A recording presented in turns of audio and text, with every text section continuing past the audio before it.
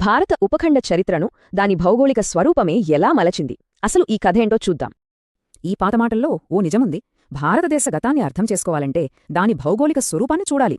సరే, ఈ ప్రయాణంలో ప్రతి ప్రాంతం తన చరిత్రను ఎలా రాసుకుందో చూద్దాం. ఈ 3 ప్రాంతాలు పర్వతాలు, మైదానాలు, ద్వీపకల్పం తర్వాత జరగబోయే కథకు పునాది వేశాయి.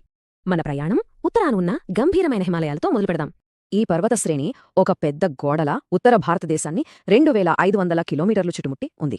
కాని అసలు విషయమేంటంటే ఈ గోడకు రహస్య మార్గాలున్నాయి. ఇది అడ్డంకి, అదే సమయంలో దారికూడా. ఎన్నో శతాబ్దాలుగా దండయాత్రికులు, వ్యాపారులు మధ్యాసియా నుంచి ఈ దారులనే వాడుకున్నారు. ఈ కనుమలే చరిత్రను మలుపు తిప్పాయి. ఇండోగ్రీకులు, హూణులు, టర్కులు ఇక్కడి నుంచే వచ్చారు. సరే, ఇప్పుడు దక్షిణ దిశగా సారవంతమైన ఇండో గంగా మైదానంలోకి వెళ్దాం. ఇక్కడి సారవంతమైన ఒండ్రుమట్టి ఎన్నో గొప్ప నాగరికతలకు, సామ్రాజ్యాలకు ఊపిరిపోసింది. ఈ నదుల మధ్య ఉన్న దోఆబ్ ప్రాంతాలు చాలా ఫలవంతమైనవి. అందుకే వీటికోసం పోరాటాలు జరిగేవి. దీని ఫలితమే ఈ గొప్ప నగరాలు. ఇవన్నీ ఒకప్పుడు శక్తివంతమైన సామ్రాజ్యాలకు రాజధానులు. అందుకే అంటారు, ఈ మైదానాలను ఎవరు గెలిస్తే భారతదేశ భవిష్యత్తు వాళ్ల చేతిలోనే ఉంటుందని. ఇప్పుడు వింధ్య పర్వతాలు దాటి దక్షిణ ద్వీపకల్పంలోకి ప్రవేశిద్దాం. ఇదొక పెద్ద విభజన రేఖ.